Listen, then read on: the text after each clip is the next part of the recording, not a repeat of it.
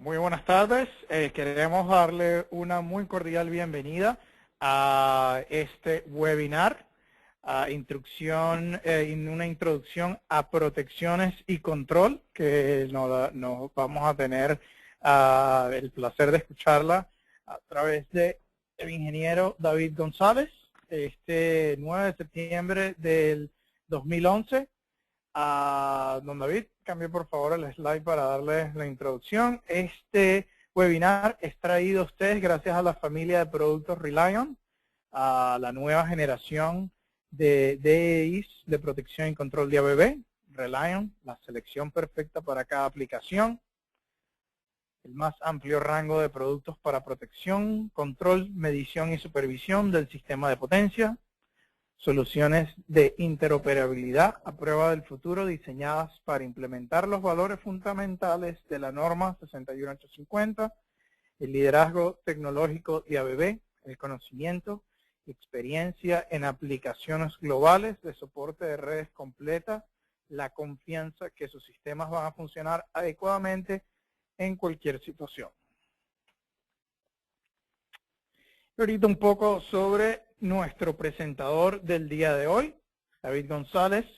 David se graduó de la Universidad Nacional de Colombia, Bogotá, como ingeniero eléctrico y recibió el grado de Magíster en Sistemas de Potencia de la misma universidad. Inició su carrera profesional en la empresa de energía eléctrica de la ciudad de Bogotá como ingeniero de control y protecciones, encargado de la coordinación de protecciones del sistema de potencia de la empresa. Hace 30 años inició sus actividades en ASEA, ahora conocida como ABB, como ingeniero de diseño de tableros de protecciones, jefe del departamento de diseño y gerente de ingeniería y proyectos de distribución y servicios.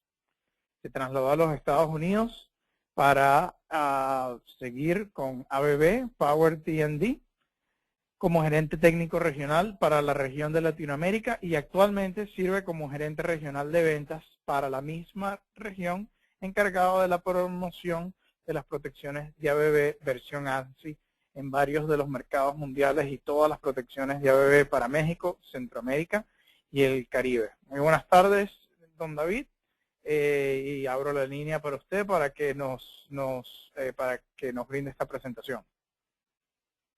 Alejandro, muchas gracias y muchas gracias a todos por dedicar este tiempo a escuchar esta presentación general de protecciones y principios de protecciones y control.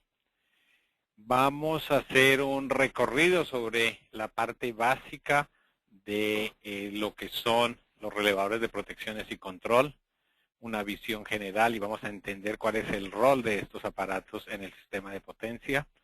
Haremos la clasificación de estos relevadores, una revisión de las aplicaciones comunes de las protecciones para pasar a entender la filosofía que rigen las aplicaciones de los relevadores, revisando los principios básicos y revisando la numeración de las funciones según la norma IEEE. Y finalizaremos la presentación con una comparación de la simbología utilizada entre las normas IEEE y la norma IEC. Durante el transcurso de la presentación estaremos haciendo algunas pausas para atender las llamadas o las preguntas que ustedes tengan en desarrollo de la presentación y Alejandro nos va a ayudar administrando estas solicitudes de preguntas. Entonces, la forma más fácil de obtener eso es por el chat. Hagan las preguntas y Alejandro las va a listar para que luego las pudiéramos ir respondiendo a medida de que se presenten. Bien. El primer aspecto que vamos a mirar es tratar de saber qué es proteger con relevadores. Y tenemos unas transparencias que nos van a ayudar a entender esta situación. Primero que todo, los relevadores sabemos que son aparatos que durante mucho tiempo han estado acompañando los diseños de las subestaciones, siendo el cerebro que elabora las diferentes acciones automáticas o acciones rápidas de control sobre los interruptores, principalmente cuando hay situaciones anormales o inseguras en las redes. Debido a las diferentes tecnologías que a lo largo de el transcurso del tiempo ha habido presentes, entonces los podemos encontrar en versiones electromecánicas, que fueron los primeros que se establecieron.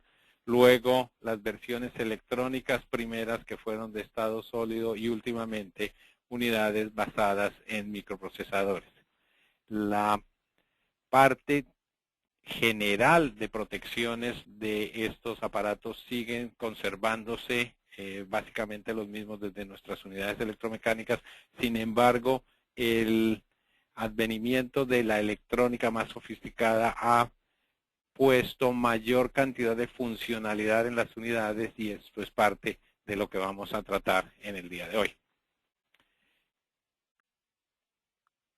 Uno de los aspectos que se destacan en la aplicación de los relevadores desde el punto de vista de las directivas de las compañías en donde están instaladas, las compañías de energía o las compañías industriales, es que las inversiones en protecciones no es una actividad que rápidamente se puedan evaluar económicamente como una inversión que me da resultados en determinado tiempo.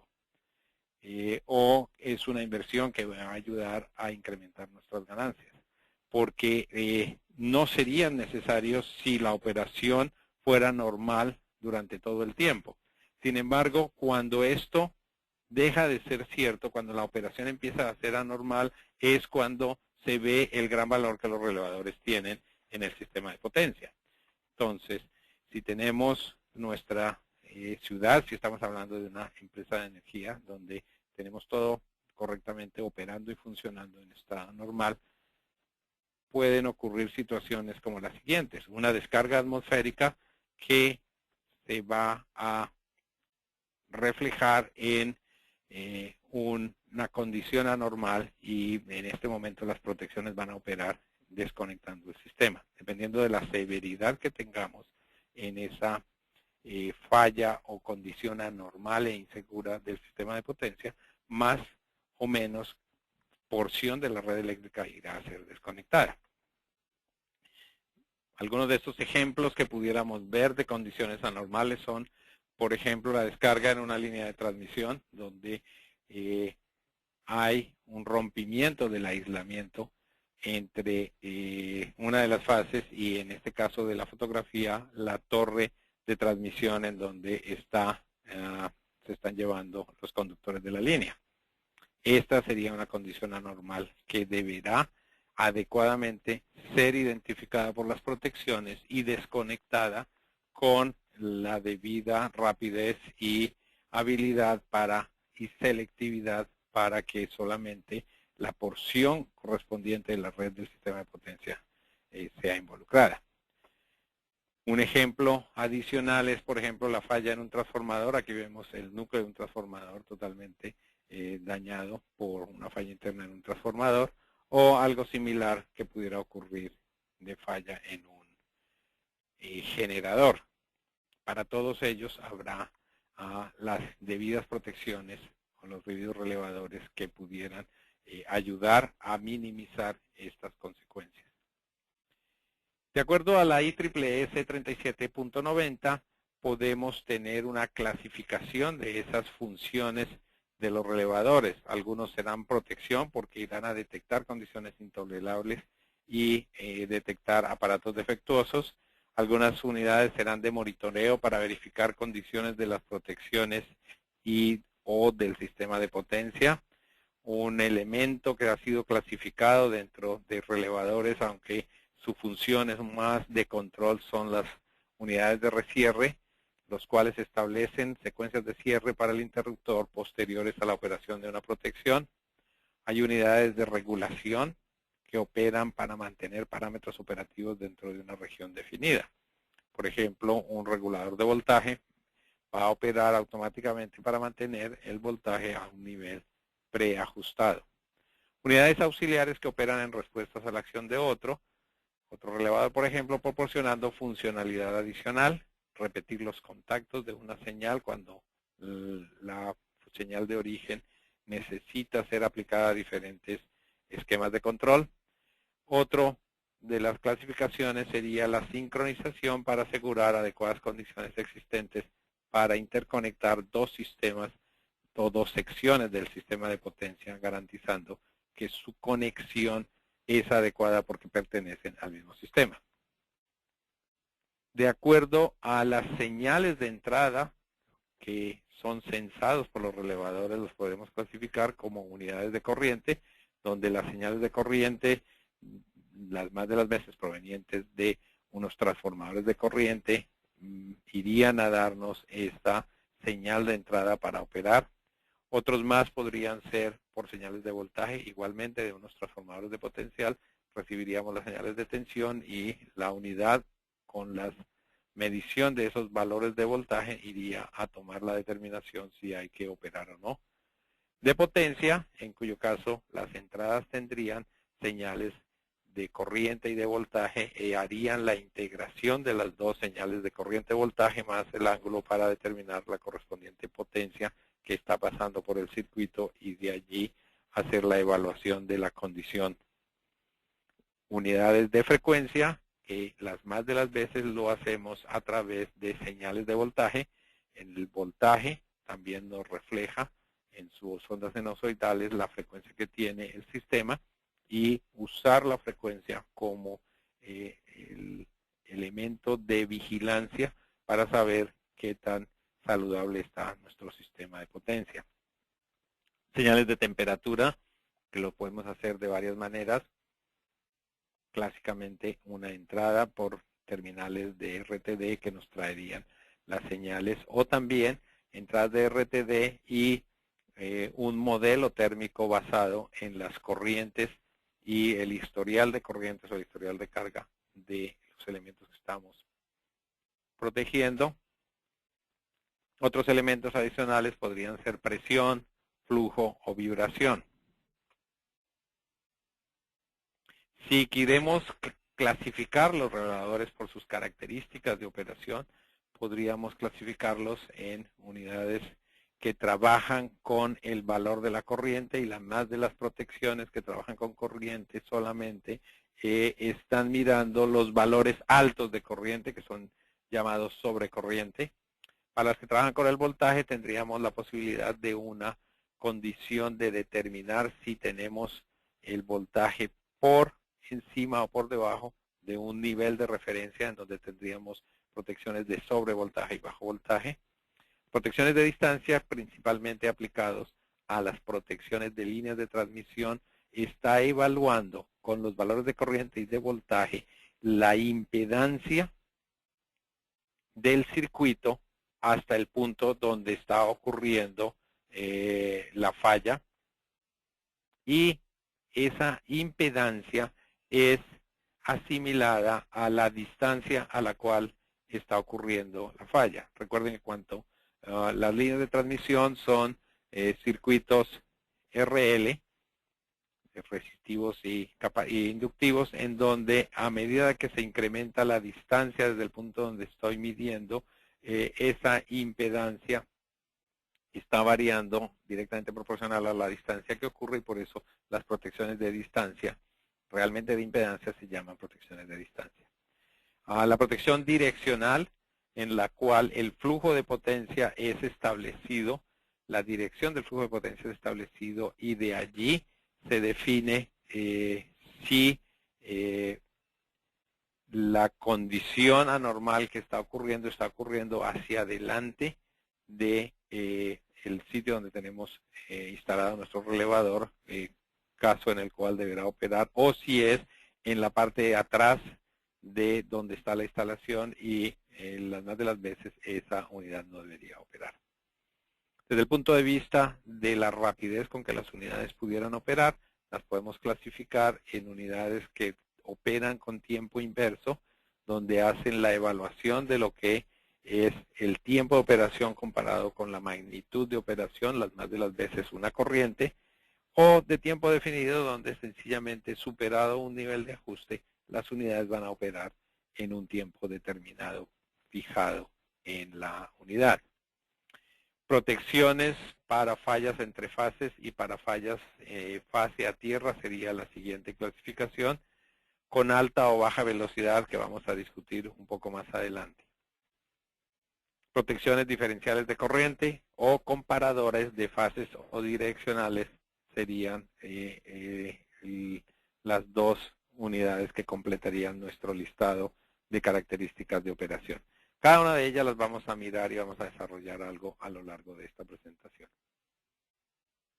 Igualmente podríamos ver unidades que trabajan con el balance de corriente o con la desviación a un valor porcentual de múltiples restricciones de producto, unidades que operan por valores térmicos, comparadores ya sean de fases o de ángulo.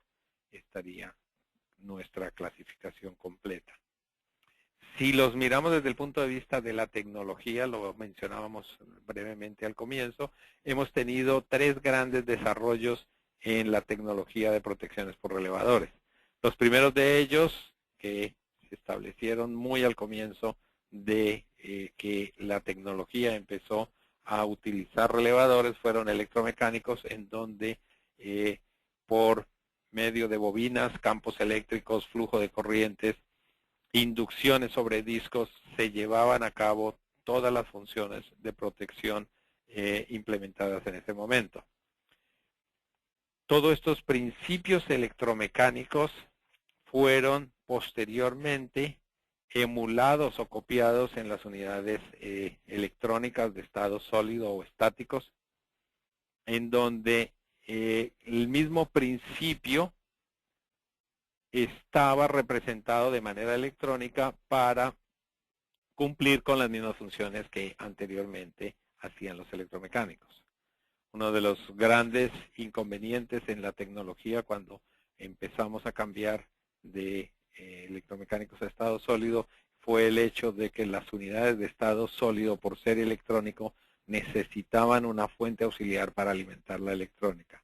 Y los grandes inconvenientes o los grandes argumentos en contra de estas unidades fue el hecho de que esa unidad adicional de alimentación o la fuente auxiliar de alimentación se convertía en una unidad más de falla de los sistemas.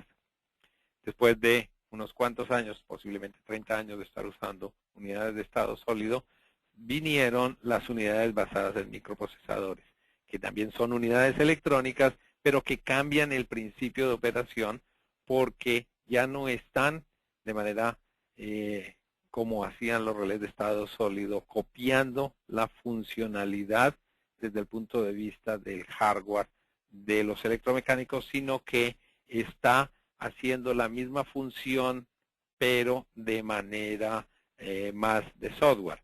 Claro está que hay una electrónica que necesita ser trabajada, pero lo que estamos haciendo en los casos de las unidades microprocesadas es que todas las señales de entrada, esencialmente corrientes y voltajes, son muestreadas y convertidas en valores digitales, y esos valores digitales son los que luego voy a trabajar en los algoritmos, los programas de computador dentro de nuestras unidades microprocesadas que van a hacer esas comparaciones que antiguamente hacíamos electromecánicamente o en su emulación de estado sólido.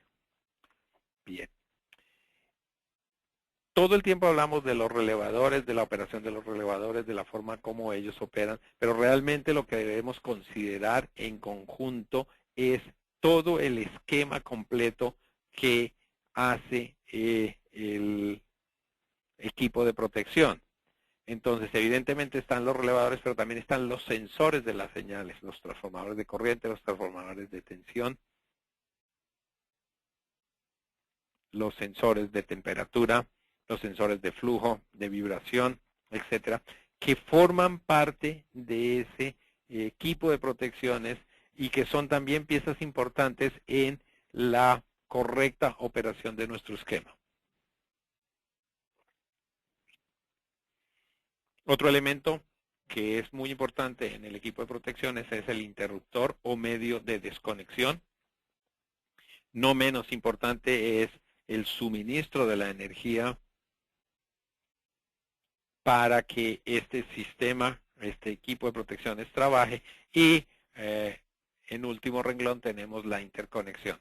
Si miramos este diagrama en el cual sencillamente estamos tomando las señales del sistema de potencia que está representado en la parte inferior con la línea que sería el equipo de potencia donde está fluyendo toda la potencia, y el cuadro central que tenemos es la representación del interruptor. Estaríamos tomando las señales en los transformadores de corriente de uno de los lados o transformadores de tensión y llevándolos a nuestro relevador. Internamente él va a interpretar esas señales y comparar esas señales en su esquema con los valores ajustados.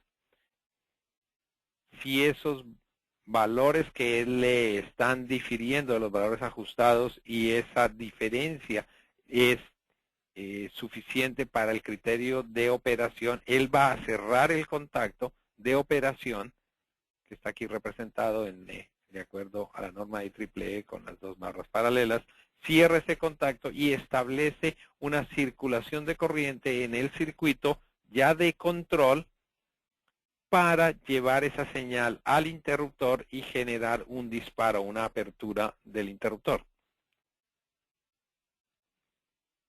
Noten que en ese circuito está involucrado un contacto auxiliar del interruptor que sigue el estado del interruptor de tal manera que cuando el interruptor abra, este contacto también va a abrir, estableciendo que la corriente que circula en el momento de la operación del disparo sea interrumpido no por el contacto del relevador, sino por el contacto propio auxiliar del interruptor. De esta manera, en las protecciones más modernas, se ha logrado reducir la capacidad de apertura de este contacto y lograr unidades más compactas, que es a donde toda la tecnología está tendiendo. Bien, si estamos analizando el equipo de protecciones, entonces podríamos ver que todas y cada una de las piezas de este equipo son importantes. Si los transformadores de corriente, en el caso de un relevador de corriente, no nos están reflejando adecuadamente la señal de corriente primaria, la señal que recibe el relevador no es adecuadamente fiel a lo que está ocurriendo en el sistema y podría no operar o operar inadecuadamente.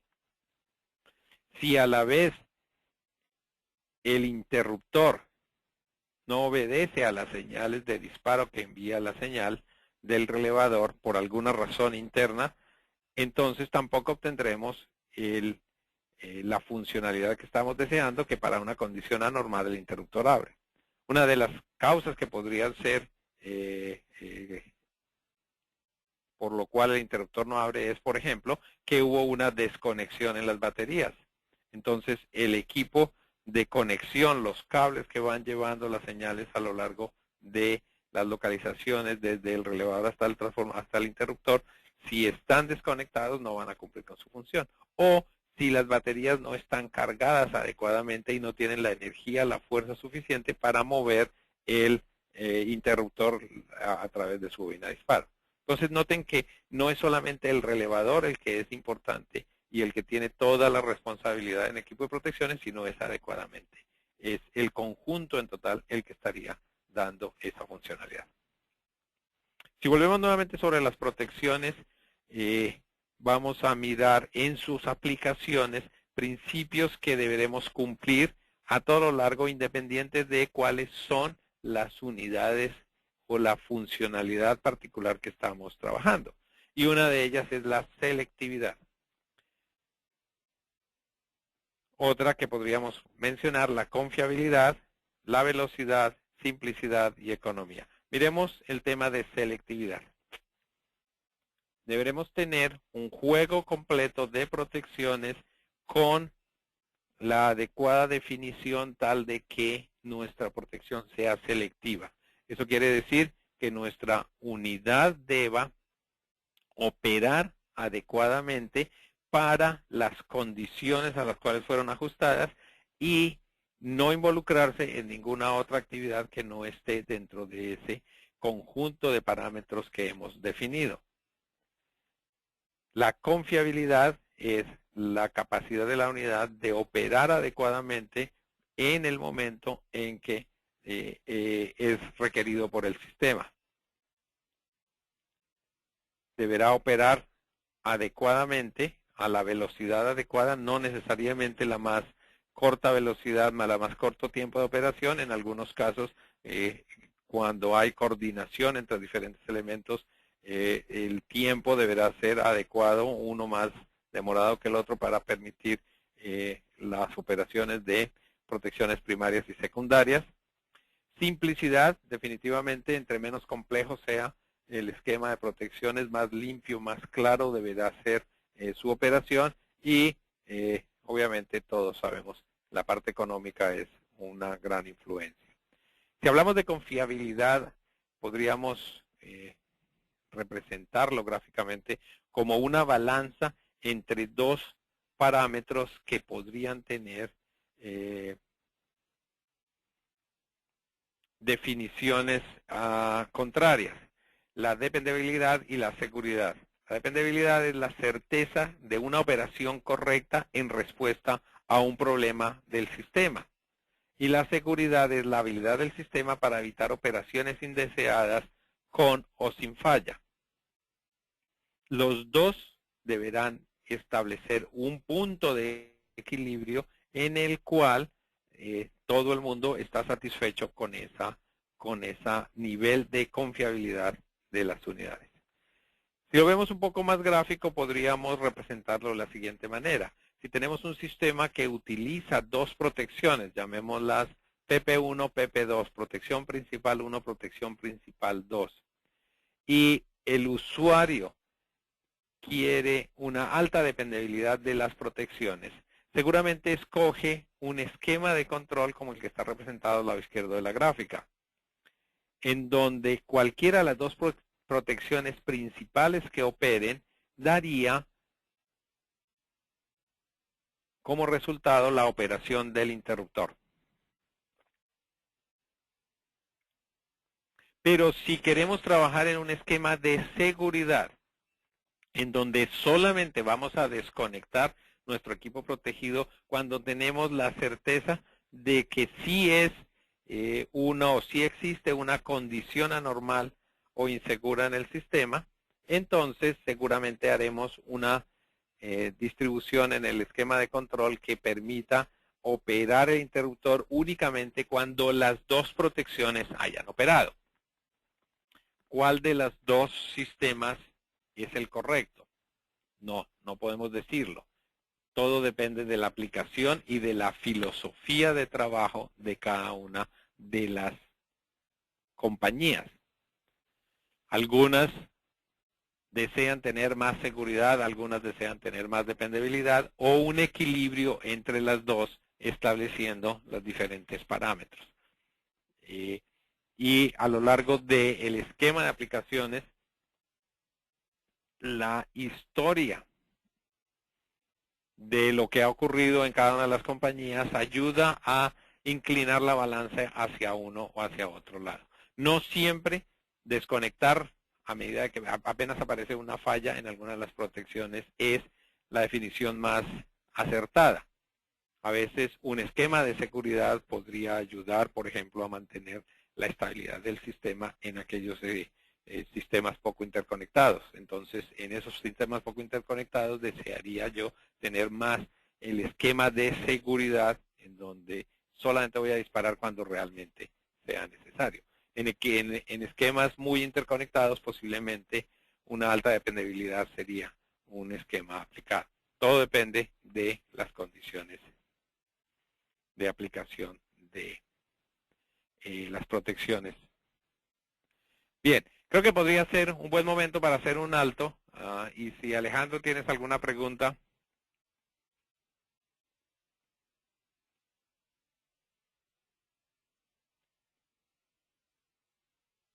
En el chat hay algunas preguntas. Sí, en realidad hasta ahorita todas las preguntas se le han dado respuesta a través del chat, pero una de las preguntas que nos llegó fue ¿qué es el 52A? 52A es el contacto auxiliar del interruptor que cuando en su posición energizada o cerrada en este caso, indica que el interruptor está cerrado. También ese contacto auxiliar es el que interrumpe la corriente DC que se utiliza dentro del sistema de control para activar la bobina de disparo y como consecuencia la apertura del interruptor. También tenemos, a ver, ¿qué tenemos aquí? ¿Por qué dependibilidad en los conceptos de dependibilidad y seguridad? Nos llega una pregunta la cual indica que ¿por qué dependibilidad en paralelo y por qué seguridad en serie? Ok, básicamente dependibilidad es la certitud de operación, ok, y los dos contactos en paralelo significan que cualquiera de los dos contactos que cierren van a activar, van a causar la operación del interruptor. Los contactos en serie son más seguros porque para la operación del interruptor se requiere que ambos relés o ambos esquemas operen al mismo tiempo para que de esa manera opere el interruptor.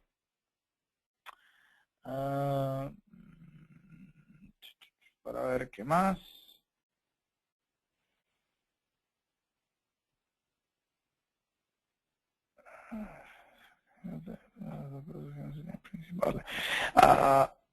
Se podría asumir entonces que con alta dependibilidad las dos protecciones serían principales. En realidad ya eso ese es un tema un poco, o sea, es ya una definición un poco filosófica en términos para la función principal, por lo menos, si tenemos la protección de una línea y se tiene un sistema A y un sistema B, ambos pueden ser principios o esquemas principales. Ahora, el respaldo para esa función principal, por ejemplo, diferencial de línea, puede ser sobre corriente o puede ser una protección de distancia, eso ya sería un respaldo. Pero dependiendo de la filosofía, si se quiere un esquema que tenga más dependibilidad, el sistema A, tanto como el sistema B, operarían en paralelo. Si se quiere un esquema más seguro, entonces el esquema A y el esquema B operarían en serie. Tengo un comentario en esta parte de la dependibilidad. Hay filosofías de operación de protecciones en las cuales pide que una protección principal 1 trabaje con un esquema, con un principio de operación, y una principal 2 con otro principio, con el ánimo de cubrir absolutamente todas las posibilidades de fallas que existen en los sistemas. De allí, cualquiera de las dos que opere daría el disparo. Otras filosofías podrían ser que podrían tenerse protecciones principales 1 y protecciones principales 2 con el mismo principio de operación. Y posiblemente un esquema de seguridad llevaría a que las dos las podríamos poner en serie. No quiere eso decir necesariamente de que principios distintos deberían ir en paralelo, principios iguales en serie, pero sería un ejemplo. Es muy dependiendo de la filosofía que tiene cada compañía, y esa filosofía surge de las experiencias previas que hayan tenido en la operación del sistema. No sé si tengas otro comentario, Alejandro. No, eso está en línea con la explicación. Ok. Sigamos y miremos ahora lo que son las zonas de protección como parte de la definición de los esquemas de protecciones. Entonces,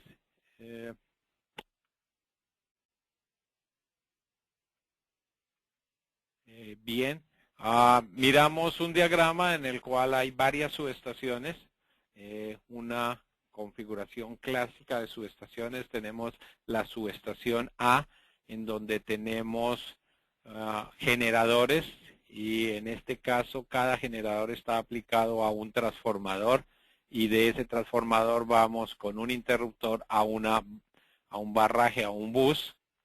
La subestación A tiene 2 generadores. Si vamos a la subestación C, en el otro extremo del dibujo tenemos un generador aplicado a una barra de generación, y de allí mediante 2 transformadores aplicados a una segunda barra de la subestación C. La subestación B es una subestación de carga, y la subestación D está dividida en un barraje a un nivel de tensión, luego un transformador a un segundo nivel de tensión, en donde tenemos como cargas un motor y un alimentador. En este pequeño sistema de potencia vamos a mirar cómo definimos cada una de las zonas de protección. Una primera zona de protección que estaríamos definiendo es los generadores. Noten que la protección de generador puede incluir o no incluir un interruptor de generador. Esto modifica el esquema de protecciones y el esquema de operación de disparo de los interruptores. Entonces, en la subestación A tenemos un generador, y la zona de generador, la zona que estaría cubierta por las protecciones de generador, están limitadas en el punto de conexión de ese generador al transformador. En el caso de la subestación C, la protección de generador estaría incluyendo el generador más su interruptor de generador asociados. Si seguimos en nuestra definición de las zonas, encontraríamos una protección de transformador. En la protección de transformador de la subestación C estaría cubierto el transformador propiamente dicho, e iría a cubrir el interruptor a un nivel de tensión y al otro nivel de tensión. Al nivel de tensión más bajo al lado del generador, al nivel de tensión más alto al lado de la barra donde están las líneas conectadas. Si miramos esa misma protección de transformador en la subestación A, notaríamos que la zona de protección del transformador está incluyendo la protección de generador que ya habíamos mencionado. Esto es un traslape de zonas, un cubrimiento de una zona por el otro. Y cuando terminemos de mirar el diagrama nos vamos a dar cuenta que ese traslape de zonas es uno de los esquemas más comunes que tenemos en protecciones para evitar dejar cualquier parte del sistema de potencia sin ser cubierto por la protección. Y entonces el principio general es, a cambio de dejar una parte del sistema de potencia sin protección, preferimos dejarlo protegido por más de una de las zonas que definimos. Siguiente zona que vamos a trabajar son el barraje, los buses, y noten que en la subestación A, el bus, con la protección de barras que está protegiendo el bus A, está incluyendo los interruptores que ya estaban en el esquema o en la zona de protección de los transformadores. De esa manera, cualquier cosa que ocurra en la conexión del transformador, perdón, en la conexión del interruptor a la barra y al transformador, va a estar detectado y despejada cualquier falla por la protección de barraje o por la protección de transformador. Cualquiera de las dos debería tenerlo. En la barra B es la primera protección que estamos usando. Igualmente, algo similar ocurre con el transformador en la subestación D. Ahora tenemos las protecciones de línea. Las protecciones de línea también interactúan en todo lo que es a lo largo de la línea de transmisión, incluyendo, en este caso, tal y como están definidas las zonas, el interruptor de cada una de ellas. Y ese interruptor ya estaba incluido en la zona de protección de bus. Y finalmente, las protecciones de las cargas, el motor en el lado de abajo y los alimentadores a la derecha de la subestación D y la carga que está conectada en la subestación B. Noten que ahora que está todo definido, no dejamos ninguna porción del sistema de potencia fuera de estas zonas de protección. Las zonas de protección son definidas, lo vamos a ver en una par de transparencias adelante, por la localización de los transformadores de corriente y son protegidas por determinado relevador o determinado esquema de protección. Para el caso de que los interruptores de potencia sean interruptores de tanque muerto, ya entro a hacer esa definición tanque muerto, tanque vivo.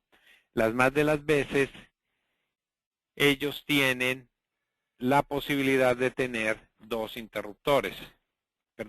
juegos de transformadores de corriente. Entonces, para que las zonas queden traslapadas, utilizo el transformador de corriente más alejado de la zona para conectarme a esa zona correspondiente. Entonces, si la zona de protección está al lado izquierdo, utilizo el transformador de corriente que está más al lado derecho, como lo vemos en la zona roja. Igualmente para la zona verde, el transformador de corriente más a la izquierda me va a proteger la zona que está a la derecha. En este caso, el interruptor estaría protegido tanto por la zona roja como por la zona verde. Los interruptores están clasificados grandemente, de una manera general, en dos tipos de acuerdo a la tecnología que son desarrollados. Interruptores de tanque muerto e interruptores de tanque vivo. En el pasado, cuando los interruptores tenían como medio de interrupción el aceite, había la posibilidad de hacerlos en dos modelos. Un gran volumen de aceite y pequeño volumen de aceite. Normalmente el gran volumen de aceite era un tanque demasiado grande en el cual estaban sumergidos los contactos del interruptor y ese tanque estaba directamente puesto a tierra.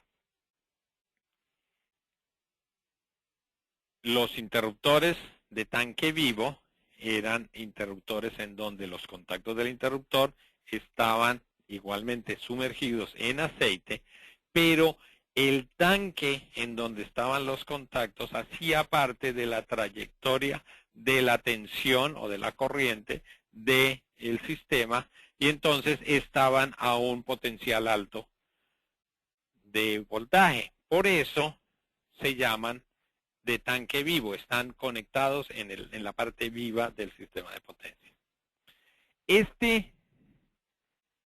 Esta denominación tanque muerto, tanque vivo siguió conservándose a pesar de que las tecnologías de interrupción cambiaron. Ya nadie produce interruptores, o casi nadie produce interruptores de aceite, mucho menos interruptores de gran volumen de aceite, pero se sigue usando la misma tecnología. Hay grandes diferencias en esa tecnología desde el punto de vista del tamaño y la localización de los accesorios que tiene y de los requerimientos para las fundaciones en uno y en otro interruptor.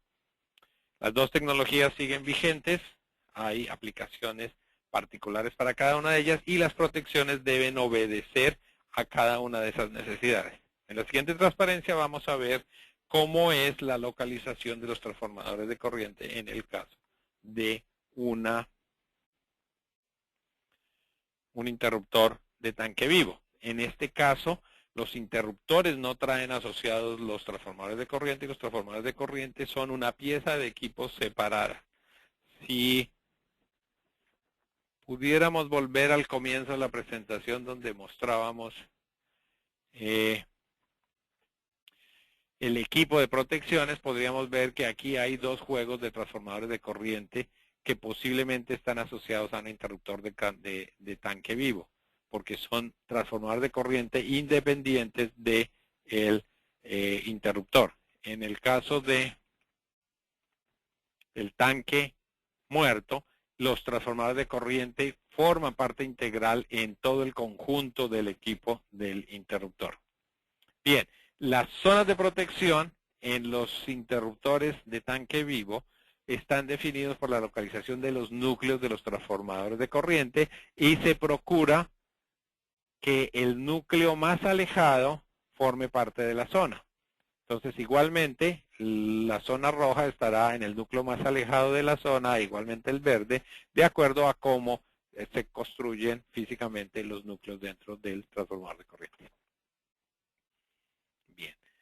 Si miramos los principios básicos de protección, podríamos ver que las protecciones podrían ser de sobrecorriente de tiempo definido, sobrecorriente de tiempo inverso, direccional, distancia, diferencial, comparador de fases y comparador direccional. Y vamos en las siguientes transparencias a definir cada una de ellas. Sobrecorriente de tiempo definido. Y ahora estamos acompañando este sobrecorriente de tiempo definido con un número que es el número 50. Ese número 50 es parte de la definición de la IEEE de la numeración de las funciones de protecciones. Cuando las protecciones eran electromecánicas y durante muchísimo tiempo, esa numeración ha sido la base de las definiciones de las funciones de protecciones. La IEEE dio una tabla definiendo cada una de esas funciones de protección y a partir de aquí va a estar acompañando las transparencias para hacer esa definición. Al final, unas cuantas transparencias antes de terminar, vamos a mostrar la lista de esas definiciones y algunas recomendaciones y consideraciones que hay con respecto a esa lista. Bien, miremos nuestro sistema de potencia. Tenemos una barra, un barraje, un bus en donde tenemos alguna fuente de generación, ya sea toda una interconexión o simplemente aquí un generador, y tenemos un elemento a proteger. Las protecciones están definidas por los elementos que están protegiendo. Entonces, hacemos protecciones para las líneas de transmisión, para los generadores, para los buses, para los generadores como mirábamos en las zonas, para los alimentadores. Bien, tenemos un elemento de censar, que es el transformador de corriente, y aquí tenemos nuestro relevador que va a censar esa corriente. Supongamos que ocurre una falla en este punto de la línea. Si esa corriente IR está por encima de un valor mínimo de arranque de la protección, entonces nuestra unidad va a operar en un tiempo que va a ser constante independiente de la magnitud de la corriente. Eso es lo que se llama una protección de sobrecorriente de tiempo definido. Sobrecorriente porque el valor está por encima de este valor mínimo. Cuando la corriente está por debajo del valor mínimo no va a haber operación. Cuando supero este valor mínimo, estoy sobre este valor, es una sobrecorriente y va a operar con un tiempo determinado, con un tiempo fijo. Normalmente la función 50 es la función instantánea, entonces este tiempo es el mínimo tiempo que le toma a nuestro aparato en determinar que existe esa condición. O sea, no hay un retardo de tiempo adicional o voluntario a la operación de esa unidad, por eso se llama una unidad 50, que es instantánea, lo mínimo posible. La siguiente que vamos a evaluar es la sobrecorriente de tiempo inverso. En esta sobrecorriente de tiempo inverso para la misma aplicación, lo que vamos a tener es una característica de operación que es inversamente proporcional si lo dibujamos en nuestra gráfica tiempo corriente. A mayor corriente, menor va a ser el tiempo de operación. Por eso es tipo inverso. Y de acuerdo a la nomenclatura IEEE, la numeración es el número 51. Tenemos un valor mínimo de arranque, no está marcado aquí, pero sería este valor donde no opera la protección o la protección toma muchísimo tiempo en operar, y a partir de ahí vamos a tener un comportamiento inverso entre mayor corriente y menor tiempo de operación. Esto nos lleva a observar la mayor complejidad en el sistema de potencia, en donde si a nuestro esquema de un generador equivalente y nuestro bus, ahora llegamos a una segunda barra donde hay otra protección y ahora nuestra falla está del lado de la segunda protección, que es la protección B, podríamos establecer un esquema como el que está dibujado en la gráfica, que la operación en tiempo de B sea mucho menor que la operación del tiempo de A, para permitirle, para las fallas que están en la localización que están en la gráfica, a B le estamos permitiendo que opere mucho más rápido de lo que opera A. Entonces, para una corriente determinada, B iría a operar, como en el caso de esta corriente IR, B iría a operar en este tiempo, en donde A seguramente tomaría mucho más tiempo.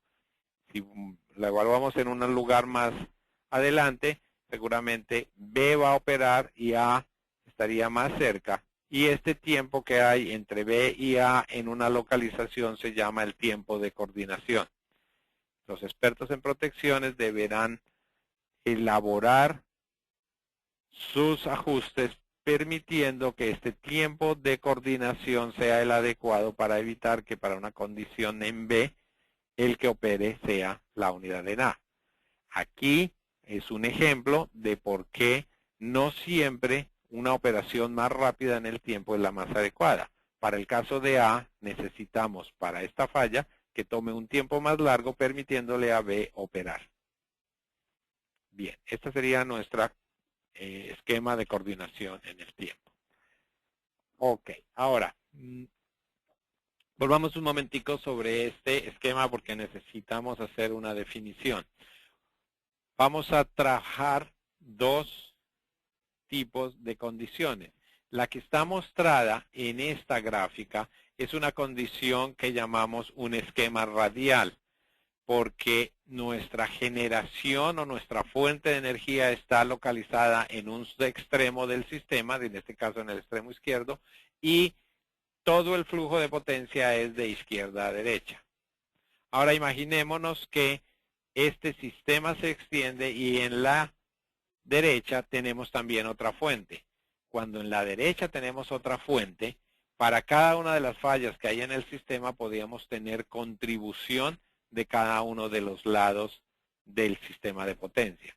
Cuando tenemos contribución de cada uno de los lados del sistema de potencia, entonces deberemos introducir nuestro principio de direccionalidad, en el cual únicamente la protección va a operar si está en una dirección determinada y no va a operar si está en la dirección opuesta. Volvamos sobre nuestra gráfica. Si tenemos potencia o suministro de energía de este extremo y la falla es sobre la primera línea, sobre la línea entre A y B, para la unidad A, el flujo es hacia la línea y esto es lo que se llama hacia adelante de la línea. Para la unidad B, cuando la falla es entre la línea A y B, el flujo de potencia sería inverso al sentido normal donde está localizada la línea. Si hay flujo de potencia en ambos lados, posiblemente en este extremo del bus B deberíamos tener otro relevador para poder detectar esa potencia o esa corriente de falla que iría en el otro sentido. Como este esquema inicialmente es radial, entonces no tenemos una protección en este extremo del barraje B. Si fuera direccional, si hubiera la posibilidad de tener alimentación de ambos lados, aquí tendríamos otra protección. Pero el ejemplo lo estamos usando para mostrar la direccionalidad definida para A y para B. Si la falla es entre A y B, la dirección de A sería hacia adelante, si es en B, sería hacia atrás. Es lo mismo que estamos mostrando en este esquema. Tenemos nuestro bus, tenemos nuestros transformadores de corriente, nuestra protección, tenemos el interruptor y vamos a evaluar cuando la falla es hacia adelante y hacia atrás. Entonces, cuando la falla es hacia adelante, es hacia afuera del barraje, estaríamos en una condición en la cual el contacto de disparo tendería a cerrar y estamos en el área de operación. Si el flujo de potencia es el mismo flujo de potencia, pero en el sentido contrario, entonces lo que deberíamos era evitar que el contacto cerrara porque no le corresponde a esta protección operar, le corresponde operar a la protección que hay en el otro extremo del barraje. Bien, la forma de determinar esa direccionalidad es mediante comparación de dos magnitudes distintas. las más de las veces las dos magnitudes son corriente y voltaje. En algunos pocos casos, las dos magnitudes son dos corrientes, considerando una corriente de retorno por el neutro de los generadores o de los transformadores de potencia. Pero las más de las veces son corrientes y voltajes. Entonces, el ángulo entre la corriente y el voltaje me da la definición de la direccionalidad de la unidad y puedo determinar cuándo es hacia adelante, cuándo es hacia atrás. Ahí surge el concepto de valores de operación y valores de polarización. El voltaje, en la mayoría de los casos, lo uso únicamente para polarización, en el caso de los sobrecorrientes direccionales, para que me ayude a definir la dirección, pero la magnitud de operación que estoy trabajando son las corrientes. Bien. Protecciones de distancia me ayudan a determinar la localización de la falla y trabajan de la siguiente manera. Volvamos nuevamente a ver nuestro esquema equivalente del sistema de potencia, en donde tengo una fuente de energía, un generador, una impedancia equivalente del sistema antes del bus en donde estoy trabajando. Tengo un voltaje y una corriente en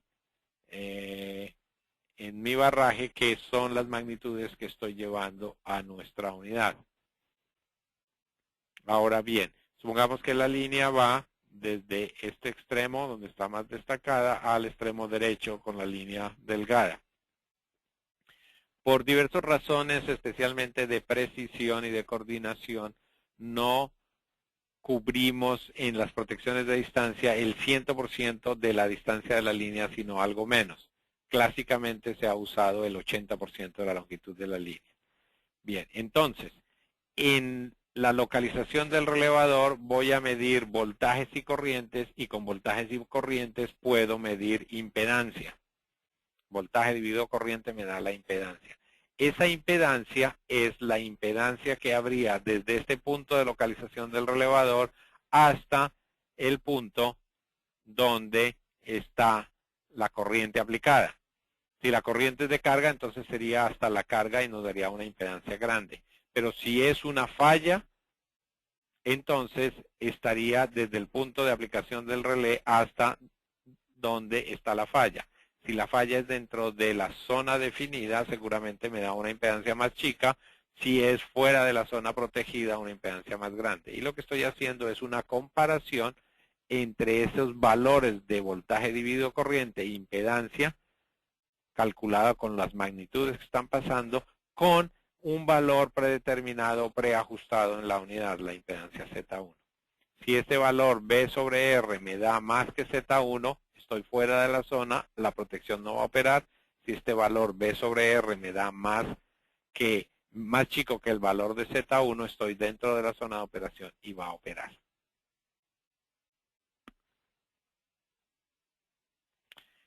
Usamos las protecciones de distancia para fallas entre fases y fallas fase a tierra. Necesito la impedancia de la línea, tanto de secuencia positiva como de secuencia cero, especialmente cuando estoy evaluando las fallas de fase a tierra. Debo considerar si esta línea es solamente de dos terminales, como las dibujada aquí, o si es una línea que tiene tres terminales con alguna derivación, o si en derivación hay alguna carga. Todos esos parámetros debo tener en consideración para evaluar el valor de impedancia de referencia que voy a tener para el ajuste de la protección de distancia. Las características de operación son como sigue. En un principio las primeras protecciones fueron circulares, era una representación más fácil de hacer en un relé electromecánico, y posteriormente con el advenimiento de la electrónica pudimos hacer unidades que se llaman cuadrilaterales. La unidad circular o la unidad MO me está representando un círculo en donde la inclinación de ese círculo está dado por el ángulo característico de la línea. Las líneas son más reactivas que resistivas, entonces estarán más inclinadas, este ángulo más inclinado hacia la parte reactiva que hacia la resistiva. Bien, pero no manejo de forma independiente el alcance en la resistencia y en la reactancia lo que sí manejo es el alcance total de impedancia. Cualquier cosa que esté por dentro del círculo estará en la zona de operación y cualquier cosa que está fuera de ese círculo será en la zona de no operación.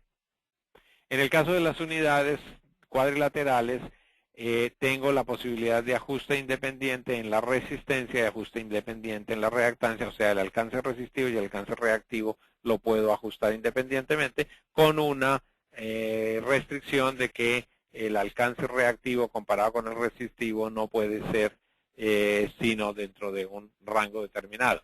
No es que infinitamente pueda cubrir la resistencia comparada con la impedancia, con la reactancia. Bien.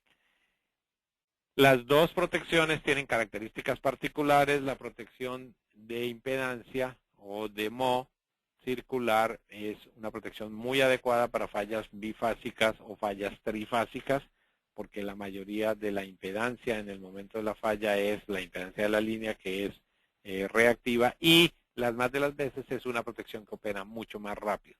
En el caso de las protecciones cuadrilaterales me da la posibilidad de cubrir mayor alcance resistivo, con lo cual me ayuda a poder incluir mayor resistencia de arco en el alcance de mi línea, especialmente cuando es al principio o al final de la línea, que pudiera en algún momento salirse del alcance de la línea. Si miramos los tiempos de operación, tenemos dos características, una característica de tiempo definido y una característica de tiempo inverso. Esta característica de tiempo definido me da una operación sumamente rápida al comienzo de la línea y un poco más demorada a medida de que me alejo de ese origen de la localización del relevador. Y el tiempo inverso tiene una pendiente ligeramente inversa al comienzo y se convierte en una pendiente sumamente pronunciada hacia el final del alcance de la línea, volviéndola una protección muy estable para no tener sobrealcance.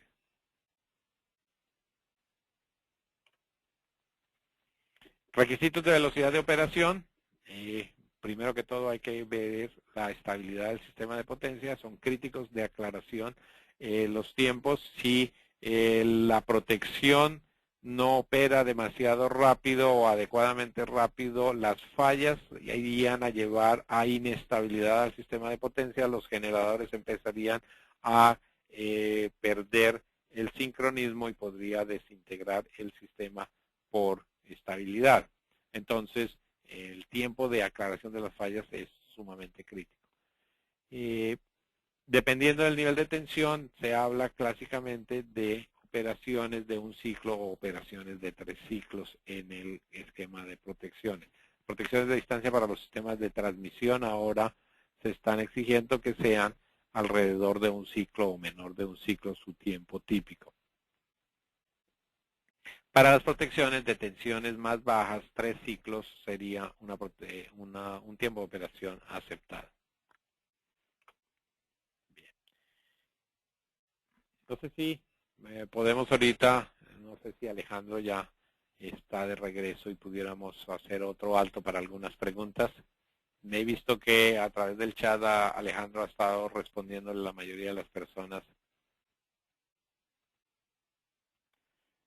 Hay un par de preguntas. Una que es una pregunta muy buena. ¿Por qué solo el 80%? ¿Por qué solamente la zona 1 cubre 80% de la línea? La razón es la siguiente. La idea es obviamente operar correctamente para fallas que ocurren dentro de la línea y no operar para fallas que ocurren después o en la línea o una línea aguas abajo. Del punto de vista de esa línea. La criteria del 80% se utiliza por lo siguiente. Número uno, hay errores dentro, hay un porcentaje de error dentro de los transformadores de corriente y dentro de los transformadores de voltaje que no nos permitirían cubrir el 100% de la línea. Número dos, hay un porcentaje de error que introducen los filtros digitales que se utilizan dentro, por lo menos dentro de los relés microprocesados que se tiene que tomar en cuenta.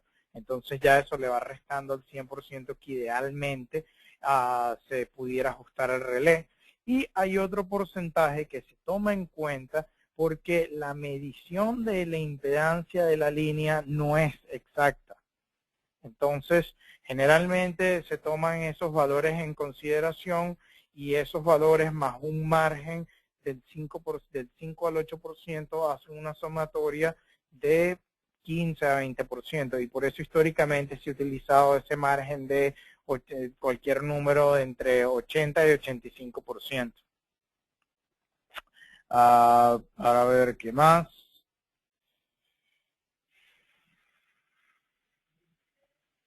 No se puede. Okay. Había otra pregunta que se había hecho.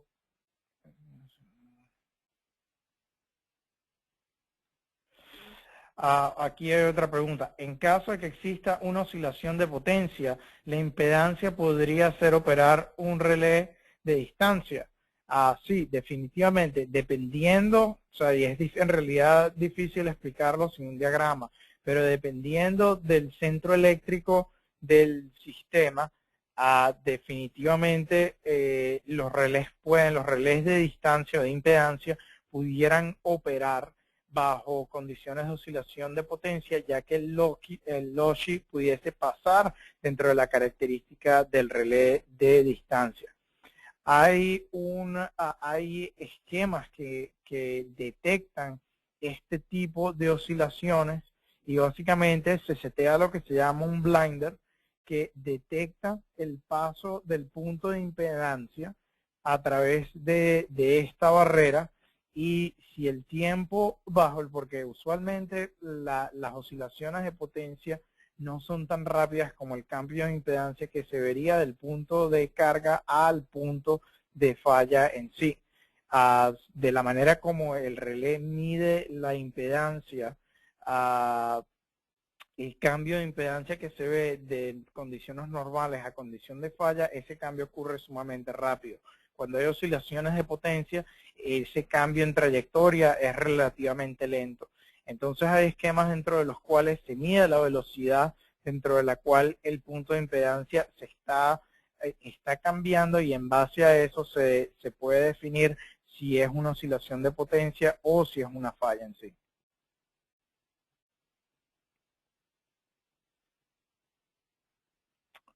Vamos a ver qué más hay aquí que se pueda.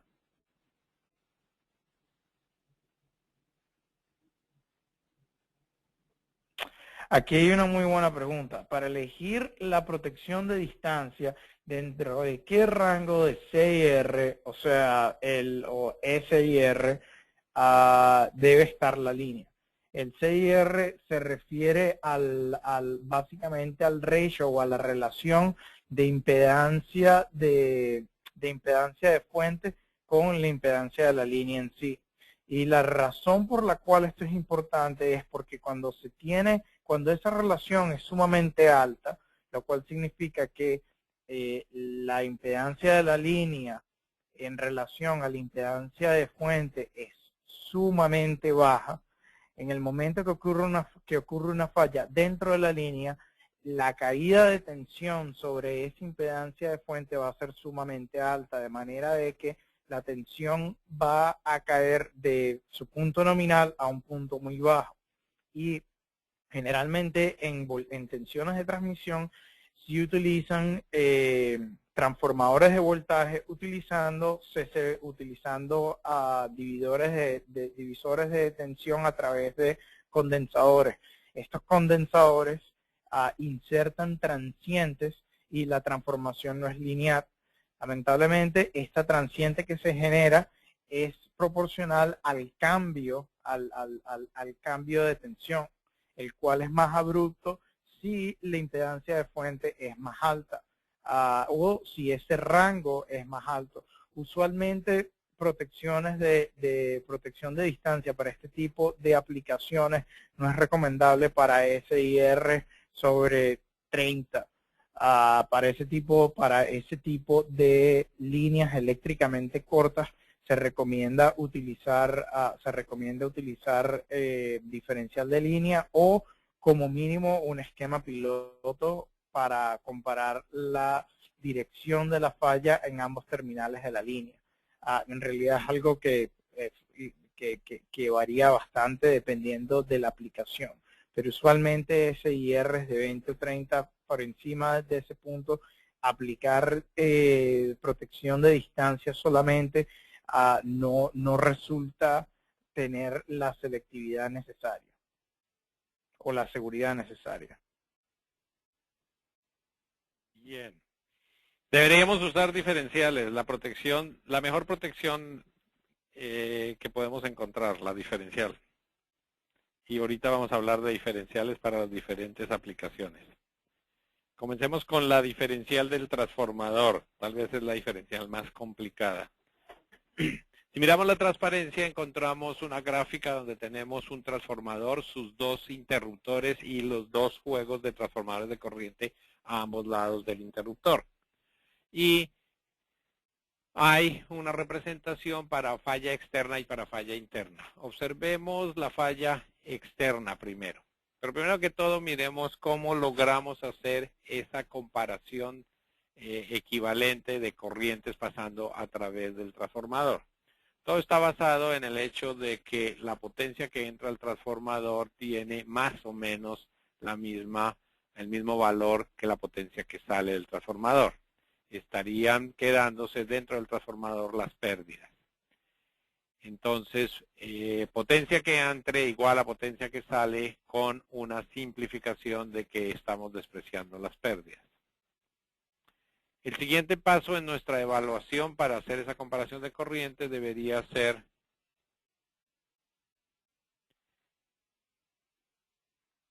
que conocemos la tensión a ambos lados del transformador, o al menos conocemos la relación de transformación que nos da la relación de voltajes entre un lado y otro del transformador.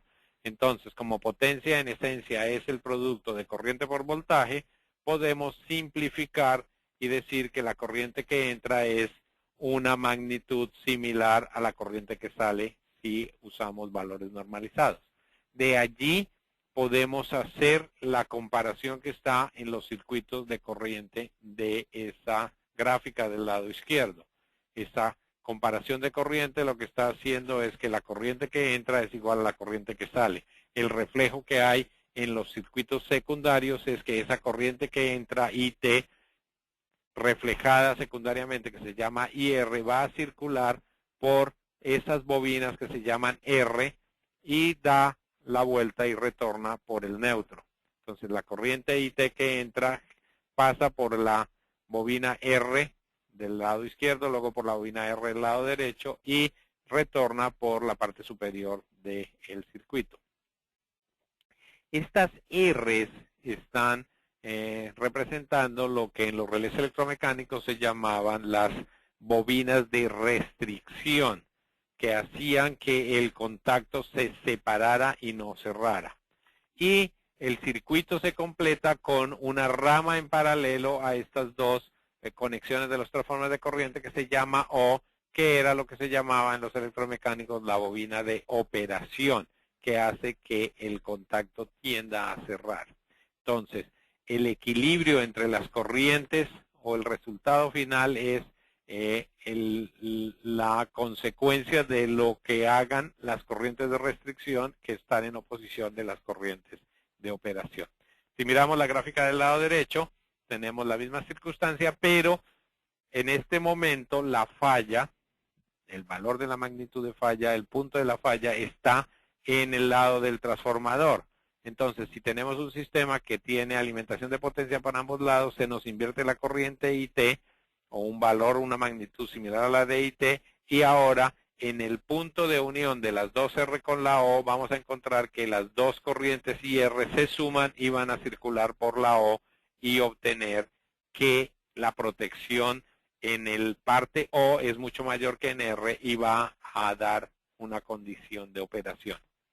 Esto es traído de los electromecánicos, pero sin embargo, el principio como está y la definición como está sigue siendo válida para los de estado sólido y para los microprocesados.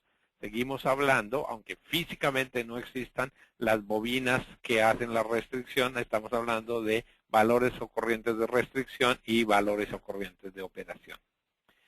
Noten que el tema no es tan sencillo porque la magnitud de la corriente de falla IT externa e interna es la misma. La impedancia que hay entre el punto externo y el punto interno de la zona de protección es muy pequeña, es simplemente la impedancia de los contactos del interruptor y de algún punto de conexionado de los transformadores de corriente. Si el punto externo, digamos, es justo fuera del transformador de corriente, y las magnitudes son idénticas, sin embargo, la protección deberá ser totalmente estable, o sea, no establecer ningún disparo para la falla externa y sí operar y hacerlo rápidamente para la falla interna. Bien. Un principio similar se utiliza para las protecciones de generador y de motor, en donde la corriente de entrada y la corriente de neutro de la unidad son evaluadas y comparadas en unos circuitos que también se llaman de restricción de operación. Es una protección un poco más sencilla porque las más de las veces no tengo la transformación de magnitudes entre alta y baja del transformador y los señales de corriente o los transformadores de corriente son hechos por el mismo fabricante, o sea que tendría un reflejo de la corriente en ambos extremos igual, muy similar. Las magnitudes son muy similares, o sea que no podría estar afectado, o menos estaría afectado por condiciones difíciles como podrían ser saturación cuando las corrientes son muy altas en los transformadores de corriente. Extrapolando a esta condición está la protección de bus, en donde sumo todas las corrientes y hallo un valor residual a través de una bobina de operación. Hay varios esquemas de protección de diferencial de barras. Esta que está aquí representada son exactamente la suma de las corrientes y la diferencia, y las más de las veces desde los electromecánicos de ahora en los microprocesados, la impedancia que une los dos extremos de los transformadores de corriente era una impedancia alta, y por eso se llama este esquema un esquema de protección diferencial de alta impedancia. En esencia, lo que se estaba haciendo en el pasado en los electromecánicos era medir la diferencia de voltaje o el voltaje inducido en estos dos puntos, que hacía que un relé de voltaje operara rápidamente, porque es alta impedancia. Hay protecciones diferenciales de corriente donde individualmente cada una de las corrientes se suman y hace esta misma evaluación, restricción y operación basados en corrientes. Bien. Ahora bien, es relativamente fácil hacer una diferencial de algunos de los equipos como los transformadores, los generadores, los motores, los reactores, porque físicamente los dos extremos que tengo a evaluar donde entra y sale la corriente están físicamente localizados en el mismo lugar. Pero la situación se forma un poquito más complicada con las líneas de transmisión, donde el otro extremo de la línea de transmisión está tan alejada que no puedo pensar en un esquema de sumar las corrientes físicas de un lado al otro. Sin embargo, la protección diferencial sigue siendo como principio muy atractiva y se ha buscado a lo largo de las posibilidades tecnológicas de lograr establecer esa diferencial, aunque el otro extremo está lejano.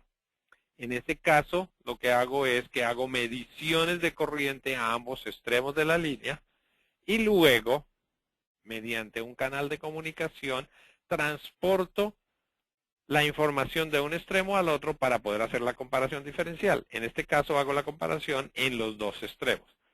Diferencias con las unidades diferenciales en equipos que están localizados en el mismo sitio es que esa comparación la hago en la misma caja, en el mismo relevador. Aquí necesito dos relevadores, uno en un extremo y en el otro, y necesito un medio de comunicación para traer las señales de un extremo al otro para poder hacer la comparación.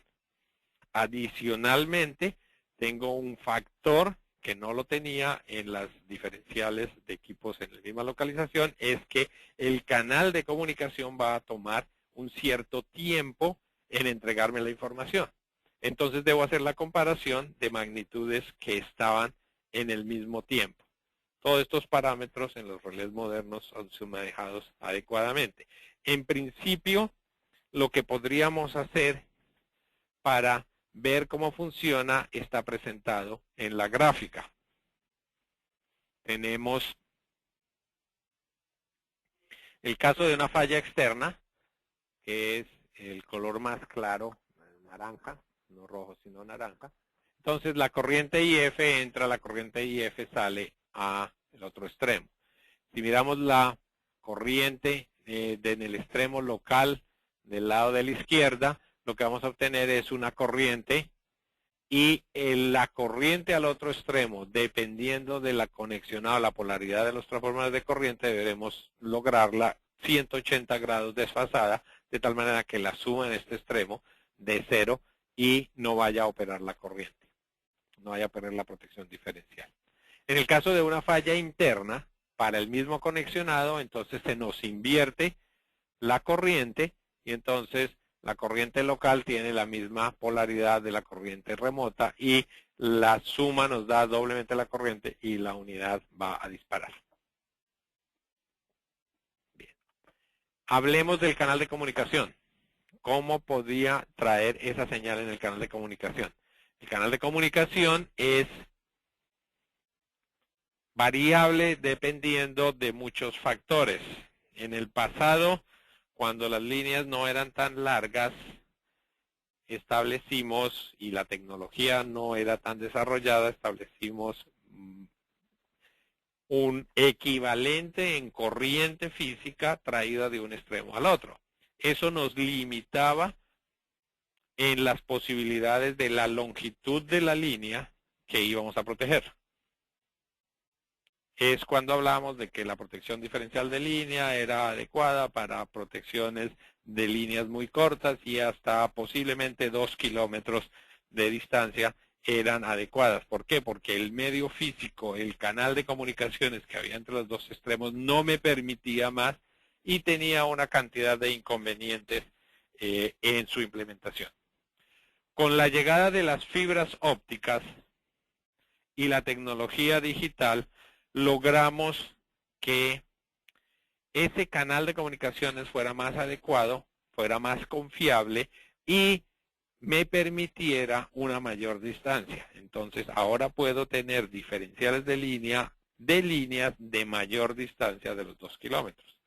Hay instalaciones de cientos de kilómetros protegidos con diferenciales de línea. Una de las ventajas de las diferenciales de línea es que son totalmente insensibles a las condiciones de oscilaciones de voltaje. Entonces, es una protección sumamente estable. Es una protección demasiado confiable y adecuadamente rápida para ser ideal en el esquema de los sistemas de transmisión. La única parámetro adicional que tenemos que evaluar es el hecho de que estoy dependiendo de un canal de comunicaciones. Cuando no existían las facilidades de una distancia muy larga porque el esquema diferencial no me lo permitía, entonces lo que estábamos utilizando es lo que se llama una comparación direccional. Rápidamente estaríamos explicando la comparación direccional. Recuerden que nuestro sistema de potencia podría tener condiciones de alimentación a la falla por ambos extremos. Entonces, tengo una barra, un bus al lado derecho, un bus al lado izquierdo y una línea y ocurre una falla en el barraje del lado derecho. Vamos a evaluar qué es lo que ocurre de un extremo al otro. Y en los esquemas de comparación direccional, dependiendo de los canales de comunicaciones y los medios, se generaron varios esquemas. El esquema POTT, PUTT, el esquema unblock o el esquema block. Vamos a explicar un poquito al respecto. El esquema POTT consistía o es la definición en inglés de Permitted Overreaching Transfer Trip, esquema permisivo de sobrealcance de disparo transferido, en el cual la zona 1 o la zona de medición que trabaja con el canal de comunicaciones para las protecciones del estilo ANSI, el estilo americano, ese canal de comunicaciones se llamaba el canal piloto. O sea, para las protecciones que trabajaban con piloto, lo que se hacía es que la zona 1 sobrealcanzaba el interruptor del extremo, la zona piloto sobrealcanzaba el interruptor del extremo lejano y iba más allá del extremo lejano y era confiado en el esquema de comunicaciones. De manera similar, el del extremo remoto sobrepasaba el primero, de tal manera que la protección cubría 100% la línea, pero estaba a la espera de que cada uno de los medios de comunicación enviaran su señal y fuera recibida en el extremo externo, en el extremo remoto. Así, mi zona piloto cubría toda la línea y el piloto del lado izquierdo estaría viendo la falla en la barra del lado derecho, y como la está viendo en el lado derecho, envía una señal de permiso, le dice, oye, yo vi la falla, ¿usted qué vio? El extremo remoto, como está direccional hacia el otro lado, está mirando hacia el otro lado, no va a ver esa falla, entonces no envía nada, no dice nada. Consecuencia, ninguno de los dos dispara. En el esquema de la siguiente que hay es el PUTT, es Permitted Underreach Transfer Trip, es de subalcance. Entonces, mi zona piloto no sobrealcanza el extremo remoto, sino es menos de el alcance, un 80% que mencionábamos anteriormente. Ocurriría lo mismo en los esquemas de bloqueo y de desbloqueo. Lo que se hace es que si la protección ve la falla, envía una señal de bloqueo o desbloqueo al extremo remoto y trabaja de manera similar.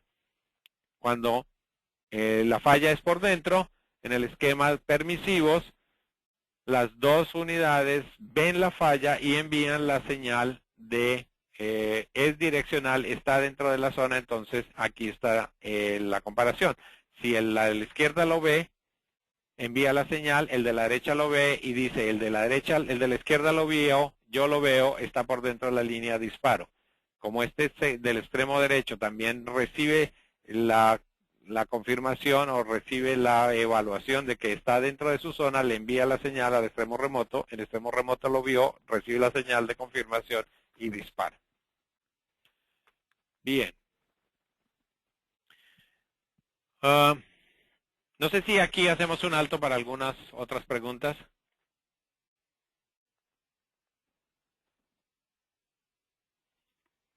Seguro que sí. Aquí hay una pregunta sobre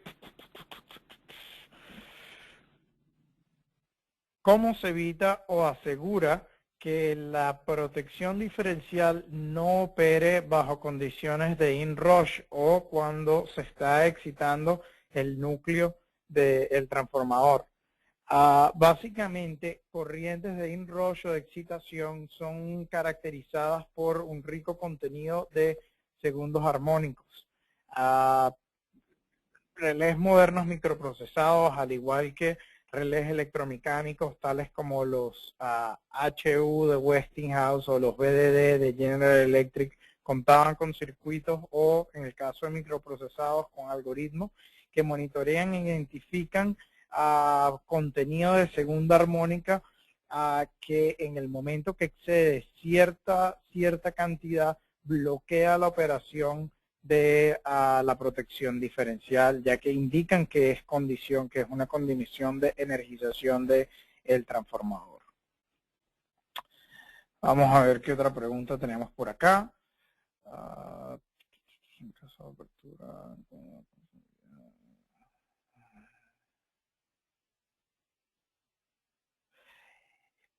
Cuando se dice que la zona 1 es instantánea en operación, ¿a qué se refiere? ¿Cuáles son los tiempos reales de operación que intervienen en la zona 1?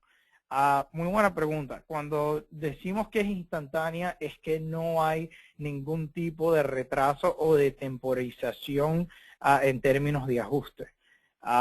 Tiempos de operación de zona 1 dependiendo del relé, dependiendo dependiendo de la velocidad del relé, pueden ser entre medio ciclo hasta un par de ciclos o 2 ciclos y medio, dependiendo del tipo de relé que se esté utilizando.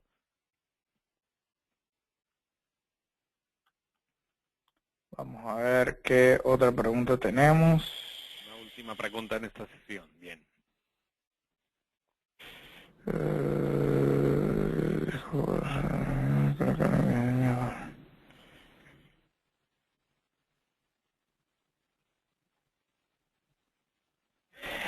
Para la protección diferencial en transformadores, ¿cuánto influye los grupos de conexión de los CTs respecto a las bobinas del transportador del transformador y sobre qué potencia de transformador se debe usar? Esto es una muy buena pregunta. Sí, cuando se aplica protección diferencial, básicamente se está haciendo una diferencial no sobre la corriente, sino una diferencial sobre las ampere turns, o sea, sobre las vueltas multiplicadas por la corriente que se está censando en el momento. De manera que la relación de tensiones es obviamente muy importante y el grupo de conexión también es sumamente importante, ya que en el caso de un transformador delta estrella, las corrientes que se estén midiendo del lado de delta no van a ser proporcionales en base a solamente la relación de vueltas con el lado de baja. Tocaría hacer una corrección, ¿okay?, para compensar por el conexionado. En el caso de relevadores de estado sólido o relevadores electromecánicos, esta compensación se hacía en base a los CTs, en una conexión externa a los relés. En el caso de los relés microprocesados, este ajuste se hace internamente dentro del relevador en base a matrices que simulan el conexionado. Bien, ok, continuemos. Ahora, ¿cómo representamos nuestras protecciones y qué es lo que encontramos en los diagramas para finalizar con la numeración y triple E más la simbología? Miremos los diagramas internos. Cada uno de los relevadores presenta unos diagramas internos propios de conexionado. En transparencia estamos viendo cómo trabajan o cómo eran los elementos de un relé electromecánico de sobrecorriente, donde tenemos una trayectoria para la corriente alterna, unos indicadores de operación. Cuando la corriente se superaba, por el terminal 10 entraba la tensión auxiliar y a través del indicador pasaba, cerraba el contacto, sellaba con el contacto ICS en espera de que el interruptor sea el que desconecte el disparo. Noten que hay un bloque de pruebas para la unidad electromecánica que venía adjuntado a la protección, de tal manera que el usuario podía desconectar las señales de abajo, que es las que vienen del interruptor y de los transformadores de corriente, y podía, mediante una manija de prueba, inyectar señales para ratificar que la unidad estaba trabajando correctamente. Luego teníamos el esquema de corriente alterna, en donde nos daba la muestra de dónde tenemos en nuestro sistema de potencia conectadas las señales con respecto a los transformadores de corriente o de tensión. Aquí están con respecto a los transformadores de corriente. Están marcadas las polaridades de cada uno de los transformadores de corriente, las entradas y salidas a través de los relevadores con sus puntos de conexión y la bobina para cada una de las fases. La fase A, la fase B, la fase C. y el retorno que se sumaba y se incluía en la unidad de neutro. Están los bloques de prueba, la numeración de terminales, había que definir cuál es la dirección de disparo. Más de las veces la dirección de disparo es hacia afuera del esquema. Y obviamente los puntos de conexión del bloque de prueba. Entonces, noten que el bloque de prueba me permitía desconectar del esquema externo y poder hacer inyección por cada una de las fases para tener las posibilidades de probar la unidad. Había el esquema de corriente continua en donde teníamos todas las señales de disparo que estaban en el diagrama propio de la unidad. Entonces aquí tengo mi unidad de sello, la unidad de disparo con su contacto de sello y la trayectoria de positivo a negativo de la corriente, mientras que el interruptor, cuando el interruptor está cerrado, el 52A, ya vamos a hablar un poco más de esto, aunque Alejandro ya habló de ello debido a una pregunta, estaría cerrado y daría toda la trayectoria para cerrar. Cuando la 51A, por ejemplo, operaba, la circulación de corriente a través de ICS operaba un relevadorcito auxiliar y cierra ese contacto, sellando este camino, y solamente se va a desaparecer ese camino cuando 52A abre. Y aquí están las trayectorias para cada una de las fases, fase A, fase B, fase C y el de tierra. En las unidades más sofisticadas, microprocesadas, ahora lo que tenemos son diagramas lógicos en donde van a traerse señales de cada una de las funciones lógicas dentro del algoritmo a bloques funcionales para hacer las correspondientes señales. Entonces, por ejemplo, en esta compuerta teníamos la operación de zona 1 más la supervisión de corriente, en la siguiente zona 2 más la supervisión de corriente, etcétera, para finalmente dar los disparos por cada una de las fases o el disparo de la operación de tierra. Bien, las funciones han sido nombradas y numeradas por la norma C372 del año 91. Esta norma se aplica como numeración a las funciones en las subestaciones eléctricas y plantas de generación a los aparatos instalados para la conversión de energía.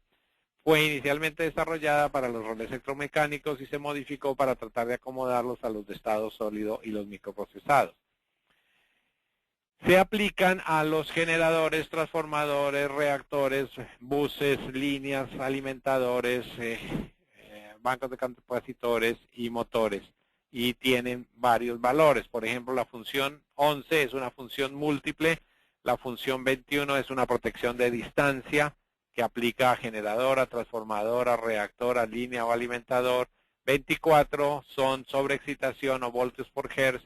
25 es el aparato de sincronización o verificación de sincronismo. 27 la función de bajo voltaje. 32 de potencia inversa. 37 de baja corriente o potencia baja.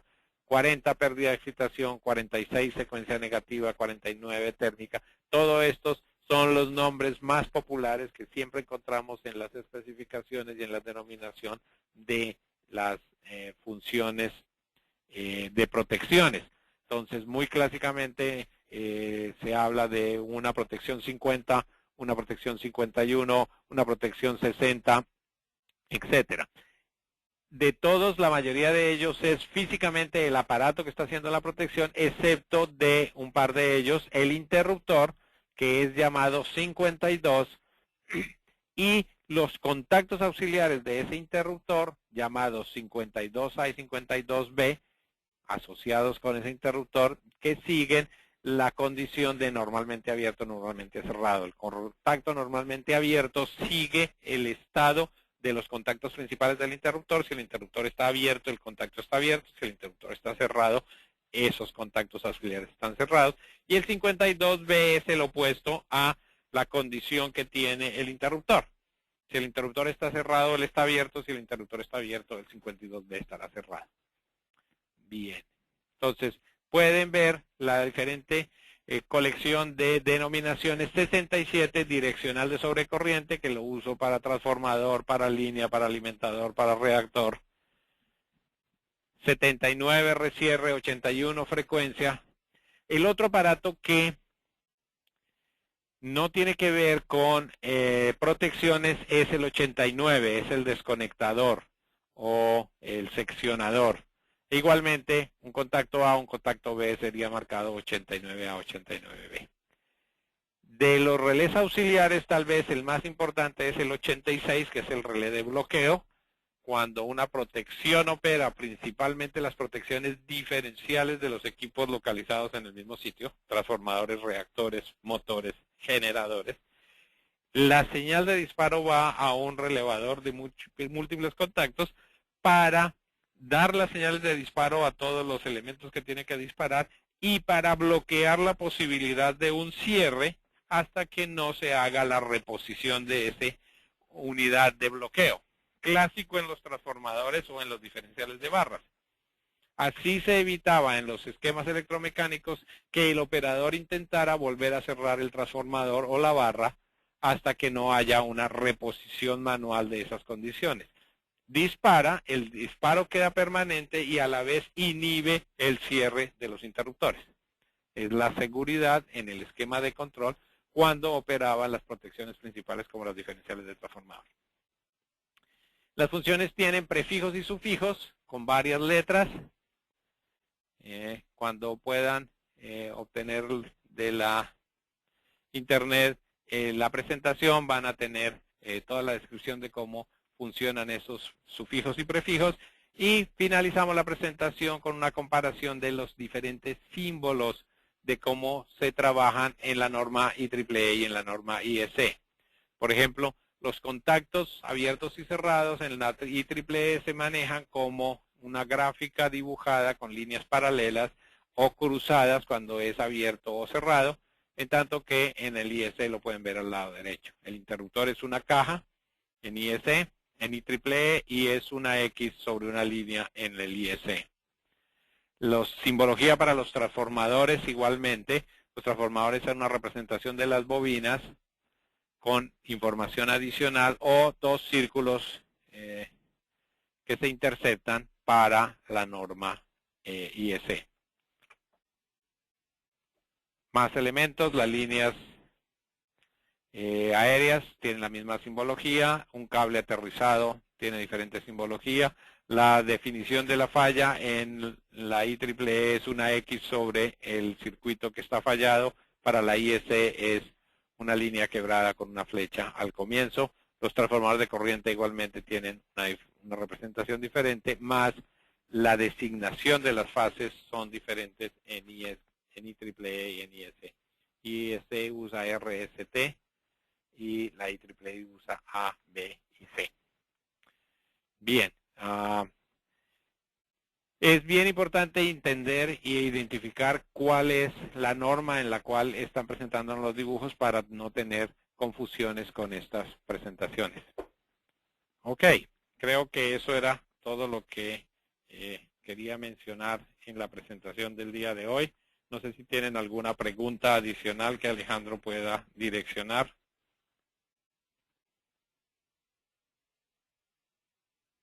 Como estaba definido en las comunicaciones que les hemos enviado, hay la posibilidad de que esta presentación que ha sido grabada la puedan escuchar nuevamente a su elección en un enlace que ya tienen o van a tener en un tiempo corto. Este mismo día, en un par de horas, ya estará un mensaje en su correo electrónico para poder volver a observar esta presentación.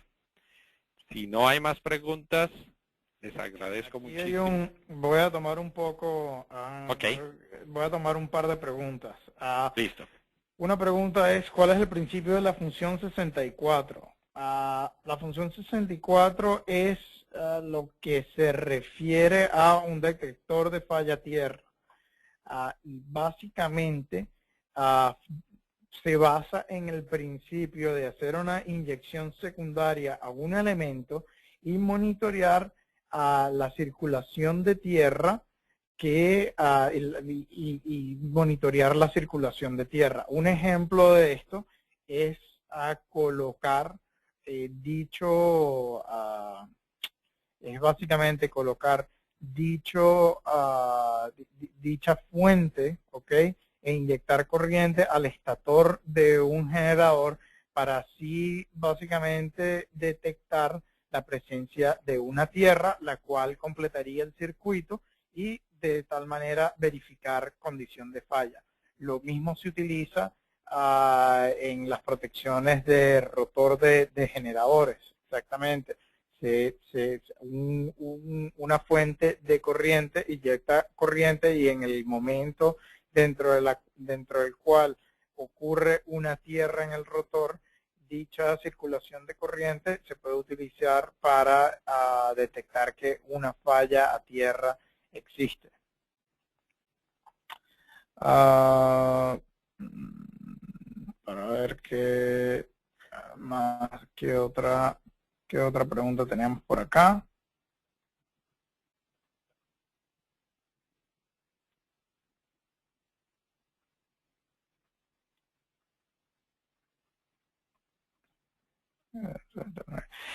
¿Es posible utilizar canales de datos Ethernet para diferenciales de línea y transferencias de trip? Es obviamente una respuesta que depende del tipo de equipo que se esté utilizando, pero sí, definitivamente esto es algo que es posible y esto está dentro de las últimas tendencias, las cuales es utilizar a las redes de comunicaciones, redes de datos Ethernet para intercambiar información en alta velocidad para así emplear este tipo de esquemas de protecciones, ya sean señales pilotos, transferencias de disparo, cualquier otro tipo de señal de estatus se puede intercambiar a través de una red Ethernet vía mensajes GUS en 61850. Bien. Creo que hemos tomado algo más del tiempo que he planeado, pero creo que ha sido interesante la sesión. Las preguntas han sido sumamente interesantes. Muchísimas gracias. Muchísimas gracias por su participación. Creo que con esto damos por terminada nuestra sesión del día de hoy, no sin antes invitarlos a nuestra próxima presentación en español, en la cual Alejandro nos va a hablar del protocolo IS 61850. Muchísimas gracias, Alejandro, muchas gracias y esperamos que participen con nosotros en esa nueva presentación. Muchas gracias. Bye.